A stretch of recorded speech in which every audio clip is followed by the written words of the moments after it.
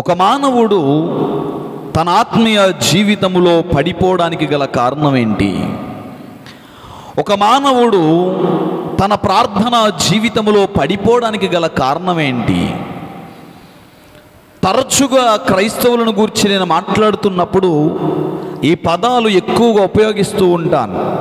మారు మనసు పొందినవారే, రక్షణ పొందినవారే, బాప్తిసం పొందినవారే, క్రీస్తుకు సాక్షులుగా బ్రతకవలసినటువంటి వారే, దేవుని కుమారులు కుమార్తెలుగా, దేవుని బిడ్డలుగా పిలువబడినటువంటి వారే ఆత్మీయ జీవితంలో పడిపోతే ఎలా? ఆధ్యాత్మిక జీవితంలో పడిపోతే ఎలా? ప్రార్థన జీవితాన్ని కోల్పోతే ఎలా? వారి పరిశుద్ధతను కోల్పోతే ఎలా? దేవుని సన్నిధికి దూరం అయిపోతే ఎలా? ఇలా ఎన్నో విషయాలు అనేక మార్లు మనం తరచూ జ్ఞాపకం చేసుకుంటూ ఉంటాం. అయితే వాటిని ఉద్దేశించి ఈ పూట నా ప్రభువు మాట్లాడుతూ, ఒక క్రైస్తవుడు ఎందుకు పడిపోతున్నాడు, ఒక క్రైస్తవుడు ఎందుకు బలహీన పడిపోతూ ఉన్నాడు, ఒక క్రైస్తవుడు ఎందుకు దేవుని సన్నిధికి దూరం అయిపోతూ ఉన్నాడు, దానికి గల ప్రధానమైన కారణాలేంటి? ఏవైనా పెద్ద పెద్ద బలమైన కారణాలు ఉన్నాయా? ఒక నరహత్య చేయడం ద్వారానో, ఒక అపవాది వాడిని తీసుకువెళ్ళి బంధించి బలవంతం పెట్టి దేవునికి దూరం చేయడం వల్లనో, ఇలాంటి ఏవైనా పెద్ద పెద్ద బలమైన కారణాలు ఉన్నాయా అనంటే చాలా సులువైన కారణాలే ఈరోజు ఒక క్రైస్తవుడిని దేవుని సన్నిధికి దూరం చేస్తూ ఉన్నాయి. అలాంటి కొన్ని కారణాలు ఈ పూట మీ ముందుంచే ప్రయత్నం చేస్తాను. చూడండి, పరిశుద్ధ గ్రంథములో ఆది కాండములోనే, అనగా ఆదిలోనే దేవుడు ఏదెను వనమును సృజించాడు.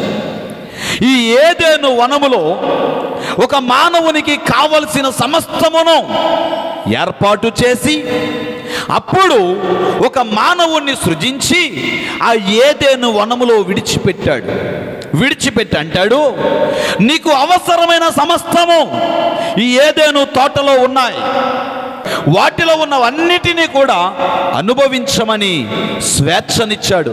అయితే స్వేచ్ఛనిచ్చిన దేవుడే ఒక కండిషన్ కూడా పెట్టాడు, ఒక ఆజ్ఞ కూడా ఇచ్చాడు. ఏమిటా ఆజ్ఞ? పరిశుద్ధ గ్రంథంలో చూస్తే రండి, ఆది కాండము 2వ అధ్యాయము 17వ వాక్యాన్ని చదువుకుందాం.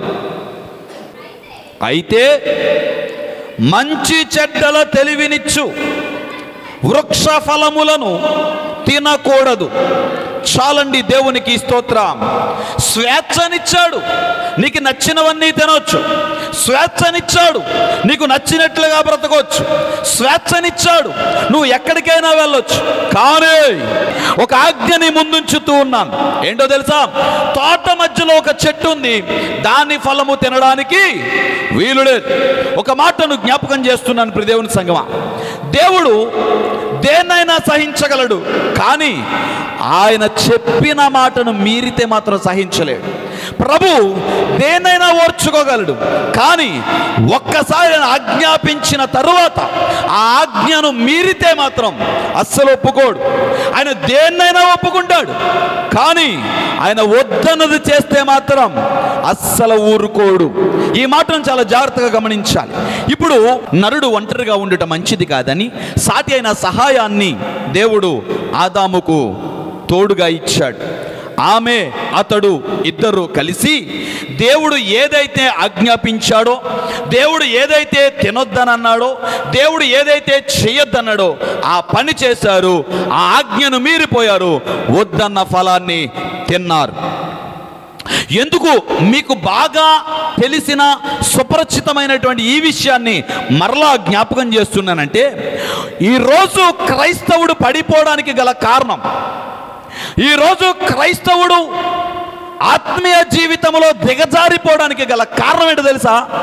నంబర్ 1, తిండి వలన మానవుడు ఆత్మీయ జీవితంలో దిగజారిపోతున్నాడు. నేను అందుకే ప్రారంభంలోనే చెప్పాను, ఏవో పెద్ద పెద్ద కారణాలు ఉన్నాయి అని నువ్వు అనుకుంటున్నావేమో. కాదు, చాలా సులువైనవి. మన వ్యక్తిగత జీవితంలో అనుదిన దినచర్యలో జరిగేటువంటి చిన్న చిన్న కారణాలే నిన్ను ఆత్మీయ జీవితంలో పడగొడతా ఉన్నాయి, ఆధ్యాత్మిక జీవితంలో పడిపోయేలా చేస్తున్నాయి, ప్రార్థన జీవితంలో పడిపోయేలా చేస్తున్నాయి. దానికి కారణం తిండి. దీనికి 3 కారణాలు చెబుతాను. నెంబర్ 1, తినడం కోసమే ఆత్మీయ జీవితంలో పడిపోయేవాడు ఒకడు. నెంబర్ 2, తినేదాన్ని తయారు చేసే విషయంలో ఆత్మీయ జీవితంలో పడిపోయేవాడు మరి ఒకడు. నెంబర్ 3, తినేదాన్ని కల్పించడంలో లేదా ప్రొవైడ్ చేయడంలో ఆత్మీయ జీవితంలో పడిపోయేవాడు, దేవుని సన్నిధికి దూరం అయిపోయేవాడు మూడో రకం. ఏంటి 3 రకాలు అనుకుంటున్నారేమో, స్పష్టంగా తెలియజేస్తాను చూడండి. ఆదాము తినొద్దన్న దాన్ని తిన్నాడు, దేవునికి దూరం అయిపోయాడు. తినొద్దన్న దాన్ని తిన్నాడు, దేవుని సన్నిధికి దూరం అయిపోయాడు. తినొద్దన్న దాన్ని తిన్నాడు, దేవుని సహవాసానికి దూరం అయిపోయాడు. ఈరోజు ఒక క్రైస్తవుడు కేవలము తిండి కోసమే ఆరాటపడుతూ ఆత్మీయ జీవితంలో దిగజారిపోతూ పడిపోతూ ఉన్నాడు. కారణం ఏంటి తెలుసా? వాక్యం తెలియజేస్తూ ఉంది, నీవు బాగా తినాలి తినాలి తినాలి అన్నటువంటి ఆలోచనలు కలిగి ఉన్నప్పుడు ఒక మాట గుర్తుపెట్టుకో, నీ గొంతుకకు కత్తి అడ్డు పెట్టుకో అన్నాడు దేవుడు. అంటే తిండిని కూడా మితంగా తినాలి, తిండి విషయంలో కూడా కంట్రోల్గా ఉండాలి. అడ్డగోలుగా తినేస్తూ ఏది పడితే అది తినేస్తూ ఈరోజు వాక్యాన్ని మీరిపోయేటువంటి క్రైస్తవులు చాలామంది ఉన్నారు. వాక్యమే తెలియజేస్తుంది. దేన్ని అడ్డు పెట్టుకోమన్నాడు? కత్తిని అడ్డు పెట్టుకోమన్నాడు. దేనికి అడ్డు పెట్టుకోమన్నాడు? గొంతుకు అడ్డు పెట్టుకోమన్నాడు. ఏ అడ్డు లేకుండా, ఏ అదుపు లేకుండా అడ్డగోలుగా తింటూ ఈరోజు వాక్యాన్ని మీరిపోతున్న క్రైస్తవులు చాలామంది ఉన్నారు. ఆ కారణం చేత ఆత్మీయ జీవితంలో పడిపోతున్నారు, దేవుని సన్నిధికి దూరం అయిపోతున్నారు. రెండో కారణం, కొంతమంది ఆహారాన్ని తయారు చేయడంలో బిజీ అయిపోతారు. ఏమో ప్రార్థన కావాలదే, వంట అవ్వలేదండి. ఏమో ప్రార్థన కావాలదే, మార్కెట్కి వెళ్ళి కూరగాయలు తేవడం లేట్ అయిపోయిందండి. ఏమో ప్రార్థనకు రాలేదే, చికెన్ షాప్కి వెళ్ళి చికెన్ తీసుకురావడం లేట్ అయిపోయిందండి. అవి తీసుకొచ్చిన తర్వాత పొయ్యి మీద పెట్టి ఎసరెట్టి అది అయ్యేదాకా ఉండేటప్పటికి చర్చ అయిపోయిందండి. అంటే వండడంలో బిజీ అయిపోతూ ఉంటారు. మీరు చాలాసార్లు గమనించండి, సంఘంలో ఏదైనా ఒక కార్యక్రమం జరుగుతున్నప్పుడు ఇక్కడ కూర్చొని వినేవాళ్ళు కొంతమంది అయితే, పని పాటలలో ఉండేవారు కొంతమంది అయితే, వంట ఉండేవారు కొంతమంది. నాకు అప్పుడప్పుడు అనిపిస్తూ ఉంటుంది, మరి ఆ వంట వండే వాళ్ళకి వాక్యం వద్దా? మరి వాళ్ళు ఎప్పుడు వింటారు? ఎప్పుడు వాళ్ళే వండుతూ ఉంటే, ఎప్పుడు వాళ్ళే పొయ్యి దగ్గర ఉంటా ఉంటే వారు వాక్యం ఎప్పుడు వింటారు? అంచేత ప్రారంభంలోనే వండేసుకుని సమయానికి వచ్చి చర్చిలో కూర్చుంటే బాగుంటుంది, వాళ్ళకు కూడా వాక్యం అందుతుంది. అంచేత తిండిని తయారు చేసే విధానంలో కూడా, తయారు చేయుటకు కూడా ఒక కారణంగా, ఒక సాకుగా ఎంచుకొని ఆత్మీయ జీవితంలో పడిపోయే వాళ్ళు, దేవునికి దూరం అయిపోయే వాళ్ళు, వాక్యానికి దూరం అయిపోయే వాళ్ళు చాలామంది ఉన్నారు. మూడో రకం, తిండిని ప్రొవైడ్ చేయడం ద్వారా దేవునికి దూరం అయిపోయేవారు. ఫర్ ఎగ్జాంపుల్, ఒక పెళ్లి జరుగుతుంది, లేదా ఒక మొదటి పుట్టినరోజు జరుగుతుంది, లేదా ఇంకోటి ఏదోటి కార్యక్రమం జరుగుతుంది. ఏమేమి ఐటెంలు పెట్టాలా అని 100 సార్లు ఆలోచిస్తాడు. ఏ వంటగాన్ని పెట్టాలని 100 సార్లు ఆలోచిస్తాడు. ఏ ఐటెంకి ఎంత ఖర్చు పెట్టాలని 100 సార్లు ఆలోచిస్తాడు. దీనికింత దీనికింత దీనికింత దీనికింత అని అన్నీ సపరేట్ చేస్తూ క్యాలిక్యులేషన్ చేసుకుంటూ, అది 50,000 అవని 70,000 అవని, గొప్పగా ఉండాలి కాబట్టి ఇంకోటి ఏదో ఐటెం వేయాలి, వచ్చిన వాళ్ళందరూ చెప్పుకోవాలి కాబట్టి ఇంకొక ఏదో ఐటెం వేయాలి. ఈరోజు అందరూ కూడా మటన్ వేస్తున్నారు కదా, మనం కూడా మటన్ వేసేద్దాం, వెరైటీగా ఉంటుంది, చికెన్ ఫ్రై వేసేద్దాం, లేదు రొయ్యల బిర్యానీ వండుదాం. దేనికోసం? గొప్ప కోసం. ఇన్ని ఆలోచిస్తాడు కానీ ప్రార్థన ఏ ఆటంకములు లేకుండా జరగాలని 10 నిమిషాలు ప్రార్థన చేయడు. ఏ సేవకుడిని పిలవాలి, ఏ సేవకుడు స్వచ్ఛమైన వాక్యాన్ని అందిస్తున్నాడు అని ఒక్క క్షణం కూడా ఆలోచించడు. వచ్చిన సేవకుడు వాక్యాన్ని అందించిన తర్వాత ఆయనకి ఏమి ఇచ్చి పంపించాలి, ఆయనకి ఎలాంటి మర్యాదలు చేయాలి, ఆయనకి ఎలా భోజన వసతి కల్పించాలి, ఒక్కడు కూడా ఆలోచించడు. అంటే ఒక కార్యక్రమం మీద పెట్టిన దృష్టి, అందులో కల్పించే భోజనం మీద పెట్టిన దృష్టి, చెప్పబడే వాక్యం మీద కానీ, చెప్పే సేవకుడి మీద కానీ కనీసం దృష్టి నిలబడల్లా. అందుకే ఈ సులువైనటువంటి కారణాన్ని మీ ముందుంచడానికి ఇష్టపడుతున్నాను. ఒక క్రైస్తవుడు ఆత్మీయ జీవితంలో పడిపోవడానికి, అసలు దేవుని సన్నిధికి దూరం అయిపోవడానికి కొన్ని అతి చిన్న కారణాల్లో మొదటి కారణం తిండి. అతిగా తినేస్తున్నావా? అడ్డగోలుగా తినేస్తున్నావా? వాక్యమే చెబుతుంది, నేను కాదు. నీ గొంతుకకు కత్తి అడ్డు పెట్టుకో. వంట చేయడం వల్లే లేట్ అయిపోతుందని దేవుని సన్నిధికి అలక్ష్యం చేస్తున్నావా? జాగ్రత్త. అవసరమైతే 1 గంట ముందే నీ పనిని పూర్తి చేసుకునే ప్రయత్నం చేయి. వచ్చిన ఫంక్షన్కి వచ్చిన వారందరికీ ఏం ప్రొవైడ్ చేయాలా, ఏం కల్పించాలా అని అతిగా ఆలోచించే బదులు అసలు ఈ కార్యక్రమం సజావుగా సక్రమంగా దేవుని నామ మహిమార్థమై జరగాలని 10 నిమిషాలు మోకరించి ప్రార్థన చేయి. అది నిన్ను ఆత్మీయ జీవితంలో, ఆధ్యాత్మిక జీవితంలో ఆశీర్వాదములు తీసుకొస్తుంది. అదే ఆత్మీయ జీవితంలో అంచెలంచెలుగా ఎదిగేలా చేస్తుంది. దేవునికి స్తోత్రం. హల్లెలూయా. ఒక క్రైస్తవుడు దినదినము అభివృద్ధి చెందాలి. ఆత్మీయ జీవితంలో దినదినము ఎదగాలి. ప్రార్థనా జీవితంలో దినదినము ఎదగాలి. కానీ ఎదగాల్సిన వాడు పడిపోతున్నాడు. కారణాలు ఏంటి? ఆటంకం తిండే ఆటంకం. ఒకడు తినడం, ఒకడు దాన్ని తయారు చేయడం, ఒకడు దాన్ని కల్పించడం అనే కారణాలు ఒక వ్యక్తిని దేవుని సన్నిధికే దూరం చేస్తానంటే నమ్ముతావా?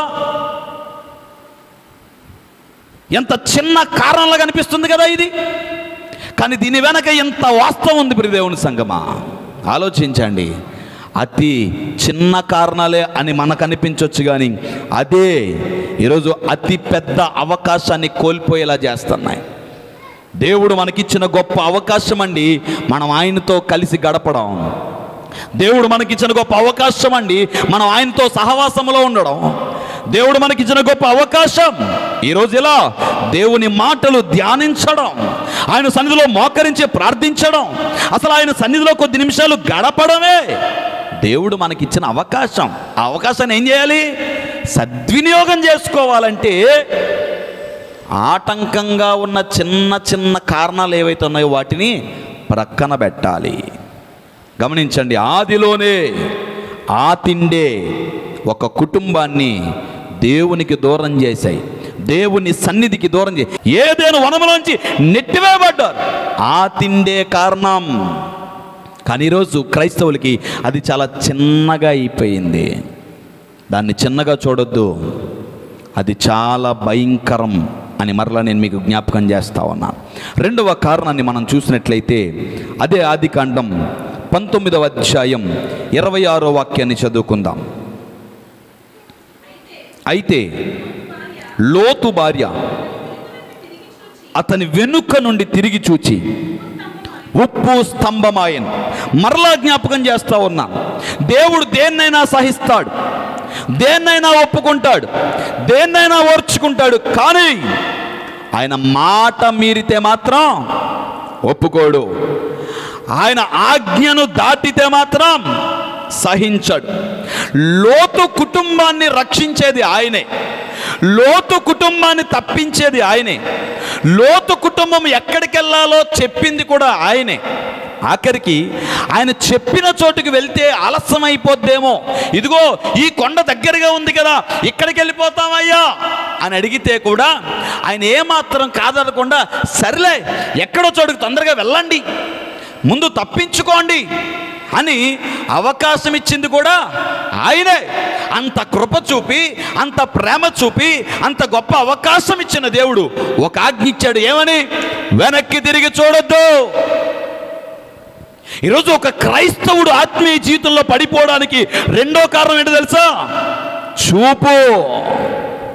చూపు. చూడొద్దన్న దాన్ని చూస్తున్నాడు క్రైస్తవుడు, చూడకూడని దాన్ని చూస్తున్నాడు క్రైస్తవుడు. ఏం జరుగుతుందా అని వెనక్కి తిరిగి చూసింది, కోల్పోయింది. ఏమయ్యిందా అని వెనక్కి తిరిగి చూసింది, పడిపోయింది. జీవితమే నాశనం అయిపోయింది, జీవితాన్ని నాశనం చేసుకుంది. కారణం ఏంటి? చూడొద్దన్నాడు, చూడొద్దన్నాడు. భక్తుడు అంటాడు, నా కన్నులు అటు ఇటు చూడక నా ముందర సూటిగా ఉండవలెను. సూటిగా ఉండాలి, నిదానంగా ఉండాలి, స్ట్రైట్గా చూడాలి. స్ట్రైట్గా ఎవరిని చూడాలి? ప్రభువుని చూడాలి. దేవుని వాక్యాన్ని చూడాలి. రోడ్డు మీద ఏదో కనబడితే నీ తల తిరిగిపోతుందంటే నువ్వు దేన్ని చూస్తున్నావు? నిన్ను ఆకర్షించేది ఏదో కనబడగానే నువ్వు దాని చుట్టూ అలా తిరిగిపోతున్నావు అంటే నీ కన్నులు దేన్ని చూస్తున్నాయి? జాగ్రత్త. అన్నీ సహిస్తాడు కానీ ఆయన మాట మీరితే మాత్రం సహించడు. వాక్యం సెలవిస్తూ ఉంది, 2 కళ్ళు ఉండి నరకానికి వెళ్ళే కంటే ఒక కన్ను పీకేసుకుని పరలోకి వెళ్ళడం మేలు కదా అంటుంది. దేవునికి స్తోత్రం, హల్లెలూయా. నీ కన్ను గనక నిన్ను పాపం చేయడానికి ప్రేరేపిస్తే, నీ కన్ను గనక అపవిత్రమైన దాన్ని చూడడానికి ప్రేరేపిస్తే, నీ కన్ను గనక ఆకర్షించిన దాన్ని చూడడానికి ఇష్టపడుతూ ఉంటే, నీ కన్ను గనక రోడ్డు మీద కనిపించిన దాని వైపు నీ చూపుని మలుస్తూ ఉంటే, వెంటనే దానికి వాక్యాన్ని అడ్డుపెట్టుకో, నీ చేతిని అడ్డుపెట్టుకో, నీ కన్నులు అటు చూడకుండా, నీ తల అటు తిరగకుండా వాక్యాన్ని జ్ఞాపకం చేసుకో. వాక్యమే సెలవిస్తుంది, నా కన్నులు నా ముందర సూటిగా ఉన్నాయని భక్తుడు వాక్యం ద్వారా తెలియజేస్తా ఉన్నాడు. దేవునికి స్తోత్రం. ఈరోజు ఒక క్రైస్తవుడి కనుదృష్టి ఎలా ఉంది? టీవీ కనబడగానే టీవీని చూస్తూ ఉంటాడు, సెల్ ఫోన్ కనబడగానే సెల్ ఫోన్ చూస్తూ ఉంటాడు. ఒక వాక్యాన్ని చూడడానికి 10 నిమిషాలు కూడా కేటాయించని క్రైస్తవుడు సెల్ ఫోన్ చూడడానికి గంట సేపైనా కేటాయిస్తాడు. అంటే నీ కన్ను దేన్ని చూడడానికి ఇష్టపడుతున్నాయి?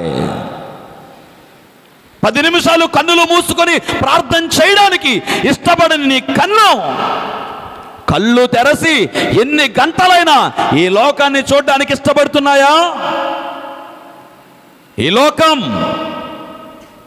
ఈ లోకంలో ఉన్నవి అవి దేవునికి విరుద్ధమైనవైతే, వాటి చూడడానికి నీ కన్నులు ఇష్టపడితే ఇప్పుడే నీ కన్నులతో ఒక నిబంధన చేసుకో. నీ కన్నులతో ఒక నిబంధన చేసుకో. భక్తుడు నిబంధన చేస్తాడు, ఏమని? నా కన్నులు అటు ఇటు చూడకూడదు. ఇది నిబంధన. క్రైస్తవుడంటే దేవుడిచ్చిన ప్రతి అవయవముతో కూడా ఒక నిబంధన చేయాలి. మొదటి ఆటంకం తిండి కాబట్టి నువ్వు నిబంధన దేనితో చేయాలి? నీ నోటితో నిబంధన చేయాలి. నేను మితముగా తింటా. అతిగా తినడం అనేది వాక్య విరుద్ధమైనది.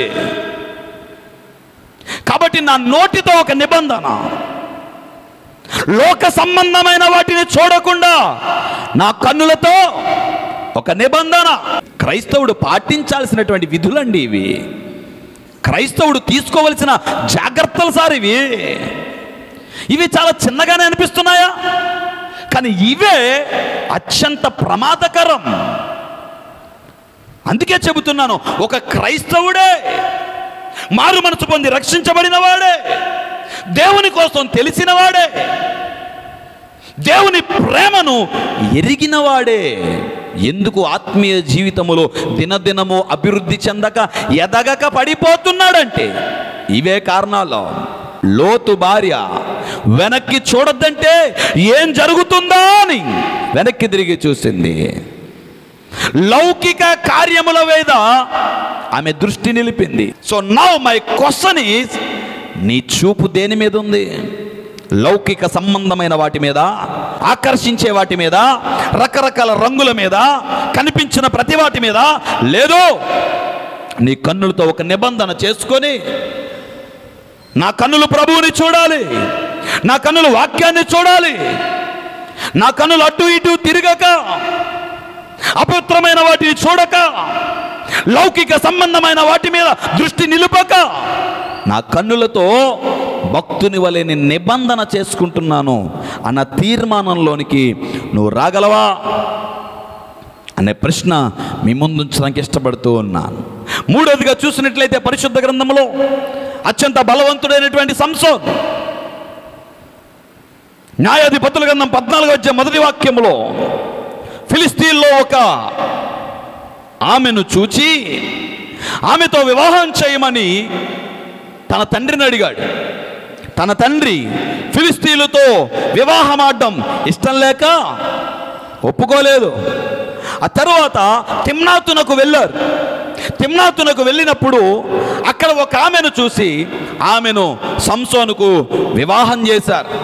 చాలా కాలమైంది, పరిస్థితులు తారుమారవుతూ ఉన్నాయి, పరిస్థితులు అల్లకల్లం అయిపోతూ ఉన్నాయి, ఏ రోజు ఏం జరుగుతుందో అర్థం కావట్లేదు. ఇలాంటి పరిస్థితుల్లో కొంతకాలం తన భార్య ఇంటికి సంసోను దూరం అయ్యాడు. దూరమై మరలా తిరిగి వచ్చేపాటికి తన భార్య వేరొకరిని వివాహం చేసుకుంది. దాంతో సంసోను చాలా ఉగ్రుడైపోయాడు, కోపం తెచ్చుకున్నాడు. దాని వలన ఎన్ని కార్యాలు ఫిలిస్తు దేశంలో చేశాడో మన వాక్యంలో చూడొచ్చు. అయితే 16వ అధ్యాయం మొదటి వాక్యంలో గాజా అనే ప్రాంతానికి వెళ్ళాడు. ఎక్కడికి వెళ్ళాడు?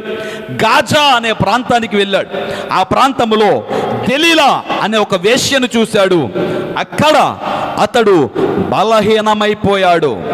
నెంబర్ 3, అతడుండే స్థలం, దేవుడు వెళ్ళొద్దన్న స్థలములో నువ్వు ఉండడానికి వీల్లేదు. ఆయన వెళ్ళొద్దన్న చోటికి వెళ్ళడానికి వీల్లేదు.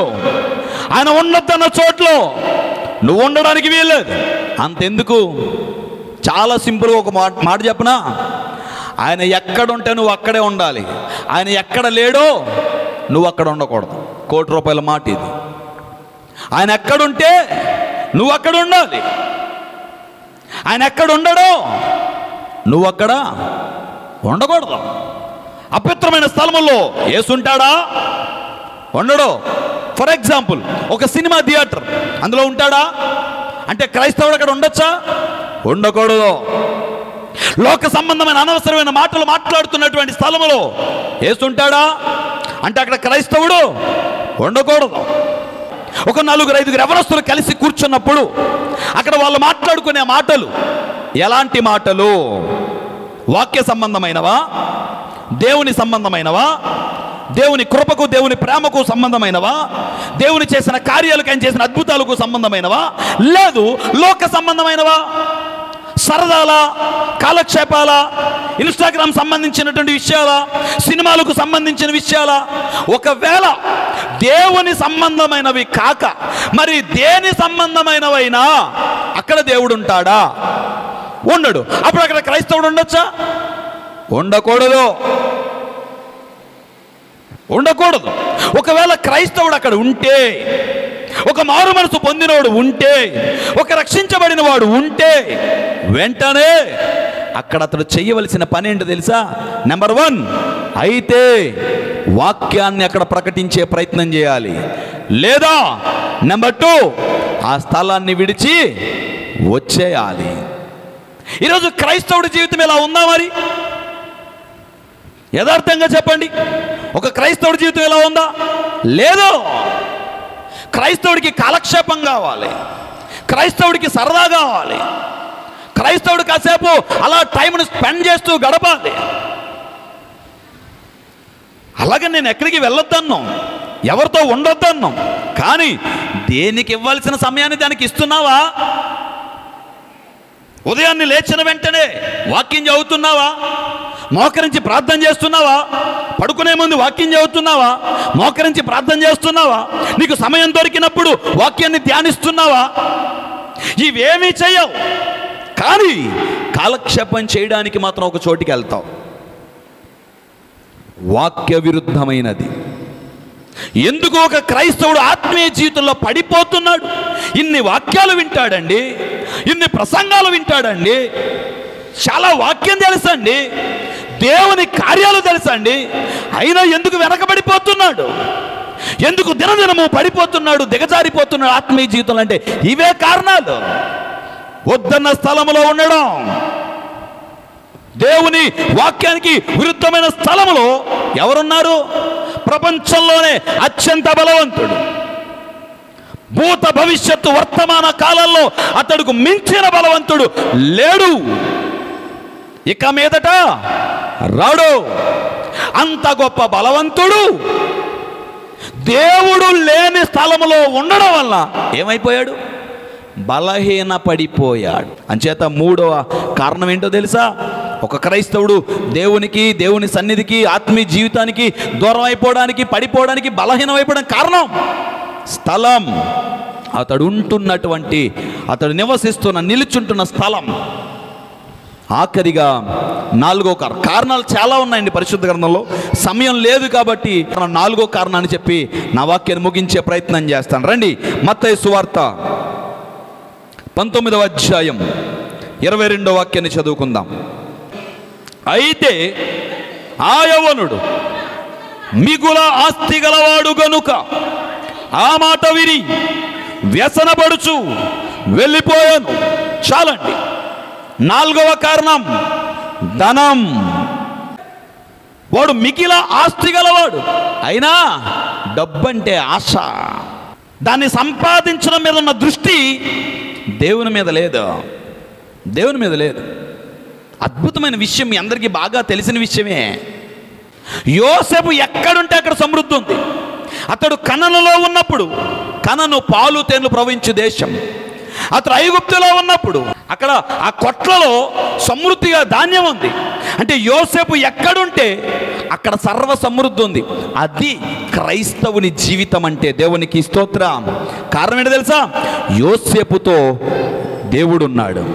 క్రైస్తవుడి పక్షాన ప్రభు ఉంటాడు. బిడ్డ, నువ్వెక్కడుంటే అక్కడ సర్వ సమృద్ధినిస్తాడు.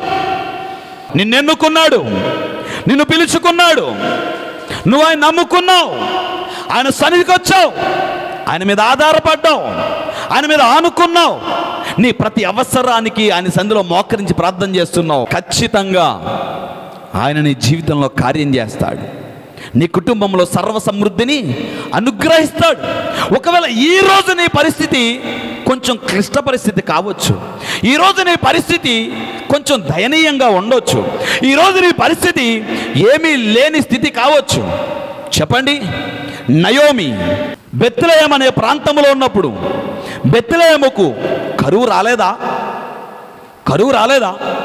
ఎందుకు రాలేదు? వచ్చింది. అయితే ఆ కరువు జీవితకాలం అంతా ఉందా? లేదు కదా, లేదు కదా. ఒకానొక సమయం వచ్చింది, ఆ ప్రాంతములో స్వయంగా యేసే అడుగు పెట్టాడు. దేవునికి స్తోత్ర, హల్లెలూయా. అందుకే నేను ఎప్పుడు చెబుతూ ఉంటాను, ఒక గడి ఆలస్యమైన యేసు అడుగు పెట్టే స్థలం బెత్లెహేము కాదని, కష్టం వచ్చిందని ప్రభువునే విడిచిపెట్టేసి, దేవుని సన్నిధిని విడిచిపెట్టేసి, దేవుని సహవాసాన్ని విడిచిపెట్టేసి మోయాబుకి వెళ్ళిపోయారు. ఏం సంపాదించారు? ఎంత సంపాదించారు? ఈరోజు చాలామంది క్రైస్తవుల ధోరణి ఎలా ఉందో తెలుసా? చాలామంది క్రైస్తవుల విధానం ఎలా ఉందో తెలుసా? ప్రార్థన మానేసి మరి పనులకు వెళ్ళిపోతాం. పని ముఖ్యం. 400 జీతం వస్తుందంటే, 500 జీతం వస్తుందంటే, 1000 రూపాయలు జీతం వస్తుందంటే, 2000 జీతం వస్తుందంటే ఒక పూట ప్రార్థన మానేసినా పర్వాలేదులే అనే ధోరణిలో నేటి క్రైస్తవులు ఉన్నారు. ఎంత దౌర్భాగ్యం అండి, ఎంత దౌర్భాగ్యం. నీకు ఒక పని వచ్చిందంటే ఆ పని కల్పించిన వాడు దేవుడిని గుర్తుపెట్టుకో. నీకు ఒక ఉద్యోగం వచ్చిందంటే ఆ ఉద్యోగాన్ని కల్పించిన వాడు దేవుడిని గుర్తుపెట్టుకో. నీ జీవితంలో ఎలాంటి కార్యమైనా చెయ్యగల సమర్థుడు ఆయనని జ్ఞాపకం తెచ్చుకో. అంత సమర్థుడు, అంత అద్భుత కార్యాలు చేయగలిగిన వాడు, అంత ఆశ్చర్య కార్యాలు చేయగలిగిన వాడు. ఒక్క పూట నువ్వు పని మానేస్తే, ఒక్క పూట నువ్వు దేవుని సన్నిధిలో గడిపితే నీకు నష్టం కలిగేలా చేస్తాడా? లేదే. ఎన్నో అద్భుత కార్యాలు చేయగలిగిన దేవుని మీద క్రైస్తవుడికే నమ్మకం లేకపోతే ఎలా సార్? అన్నీ తెలిసిన వాడే ప్రభువు మీద అనుకోకపోతే ఎలా సార్? ఈరోజు చాలా ప్రాంతాల్లో ఎక్కడో పొగాకు పని జరుగుతుందంటే ఆదివారం ప్రార్థన మానేసినా పర్వాలేదు. ఇందులో ఉద్యోగంలో జాయిన్ అయ్యాం, ఆదివారం ప్రార్థన మానేసినా పర్వాలేదు. ఇలాంటి ధోరణిలో నేటి క్రైస్తవుడు ఉండిపోతున్నాడు. ఏమనంటే కుదరట్లేదు సార్, డ్యూటీ కదా, పనులు కదా, 4 రూపాయలు సంపాదించుకోవాలి కదా.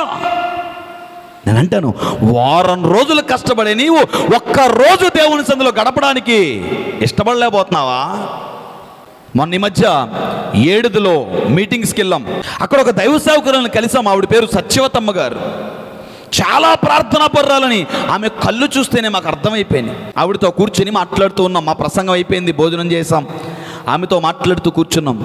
ఆవిడ ఒక మాట చెప్పిందండి, నిజంగా నా జీవితం మొత్తంలో ఎప్పుడూ మర్చిపోలేను. అంత అద్భుతమైన మాట చెప్పింది. ఏంటో తెలుసా? దేవుడు అనగా యేసుక్రీస్తు ప్రభువారు ఏమీ దాచుకోకుండా, ఏమీ దాచుకోకుండా మొత్తం మన కోసం ఇచ్చేశాడు. మనం కూడా ఏమీ దాచుకోకుండా దేవుని కోసం ఇచ్చేయాలండి. దేవునికి స్తోత్ర, హల్లెలూయా. అంటే డబ్బు కోసం చెప్పింది అనుకుంటున్నావేమో, ఆస్తుల కోసం చెప్పింది అనుకో, కాదు. ఆయన ఏమీ దాచుకోకుండా తన రక్తం మొత్తం ఇచ్చేశాడు, ఏమీ దాచుకోకుండా తన ప్రాణం ఇచ్చేశాడు, ఏమీ దాచుకోకుండా తన జీవితం ఇచ్చేశాడు. మనం కూడా ఏమీ దాచుకోకుండా దేవుడు మనకిచ్చిన తలాంతులన్నీ ఇచ్చేయాలి. ఆమె అన్నారు, నీకు దేవుడు గొప్ప వరం ఇచ్చాడమ్మా, మంచి స్వరం ఇచ్చాడు, దాన్ని దాచుకోకుండా దేవుని కోసం వాడంది. దేవునికి స్తోత్ర, హల్లెలూయా. కొంచెం కూడా దాచుకోకు, మొత్తం దేవునికే వాడు. నేనంటున్నాను, ఈరోజు దేవుడు నీకు ఏం తలాంత్ ఇచ్చాడు? అసలు దేవునికి ఏం తలాంత్ ఇచ్చాడో గుర్తించావా? ఇంతకాలమైంది నువ్వు యేసుప్రభువుని నమ్ముకుని, ఇంతకాలమైంది నువ్వు క్రైస్తవుడిగా పిలువబడి, ఇంతకాలమైంది నువ్వు చర్చకు వచ్చి వాక్యాలు వింటూ, నీలో ఉన్న టాలెంట్ ఏంటి? దేవునికి ఇచ్చిన తలాంత్ ఏంటి? దేవునికి ఇచ్చిన వరం ఏంటి? అసలు ముందు అది గుర్తించావా? గుర్తించి దాన్ని దేవుని కోసం వాడుతున్నావా? మరలా చెబుతున్నా, దేవుడు మన కోసం ఏం దాచుకోకుండా మొత్తం ఇచ్చాడండి. సాధ్యమైనంత వరకు మనం కూడా ఏమీ దాచుకోకుండా దేవునికి మొత్తం ఇచ్చేద్దాం. దేవునికి స్తోత్రం. అది సమయమైనా, అది దేవునికి ఇచ్చిన తలాంతులైనా, అది దేవునికి ఇచ్చిన ఏ వరమైనా దేవుని కోసం ఏం దాచుకోకుండా వాడదాం. దేవుని పరిచర్యలో వాడదాం, దేవుని సేవలో వాడదాం, దేవుని రాజ్య సువార్తను భూమి అందంతటా ప్రకటించేదాకా దేవుడు మనకిచ్చిన తలాంతులను వాడాలి, వాడదాం. ఒకరికి పాటలు పాడే తలాంత్ ఇచ్చాడు, ఒకరికి మ్యూజిక్ సిస్టాన్ని కంట్రోల్ చేసే తలాంత్ ఇచ్చాడు, ఒకరికి వాయిద్యాలు వాయించే తలాంత్ ఇచ్చాడు, ఒకరికి ప్రార్థన చేసే తలాంత్ ఇచ్చాడు, ఒకరికి బయట పనులన్నీ చక్కబెట్టే తలాంత్ ఇచ్చాడు, ఒకరికి వాక్యం చెప్పే తలాంత్ ఇచ్చాడు. ప్రతి తలాంతును దేవుని కోసం వాడాలి. ఒకరికి మంచి ఉద్యోగం ఉంది, వాడిచ్చే దశంభాగమో, వాడిచ్చే ప్రత్యేకమైన కానుకో దేవుని పరిచర్యకు ఉపయోగపడుతుందంటే రా, ముందుకు రా. దాచిపెట్టక, పిడికిలు బిగబెట్టక దేవుని పని కోసం వాడు. దాచుకోకుండా దేవుని పనికి మన అందరం ఉపయోగపడాలండి. దేవునికి స్తోత్ర, హల్లెలూయా. అంచేత నాలుగో కారణం, ఒక క్రైస్తవుడు ఆత్మీయ జీవితంలో పడిపోవడానికి, బలహీన పడిపోవడానికి కారణం ధనం. ధనాపేక్ష సమస్తమైన కీడులకు మూలమని వాక్యం తెలియజేస్తూ ఉంది. కాబట్టి ప్రియదేవుని సంగమా, ఈ వాక్యం వింటున్నటువంటి ప్రియదేవుని బిడ్డ, చాలా సాధారణమైన కారణాలు ఇవే మన ఆత్మీయ జీవితంలో ఎదగకుండా అడ్డుకునే ఆటంకాలు. నెంబర్ 1, తిండి. నీ నోటితో ఒక నిబంధన చేయి. నెంబర్ 2, కనుదృష్టి. నీ కళ్ళతో ఒక నిబంధన చేయి. నెంబర్ 3, నువ్వు ఉండే చోటు, నీ కాళ్ళతో ఒక నిబంధన చేయి. నెంబర్ 4, ధనం. నీ మనస్సుతో ఒక నిబంధన చేయి.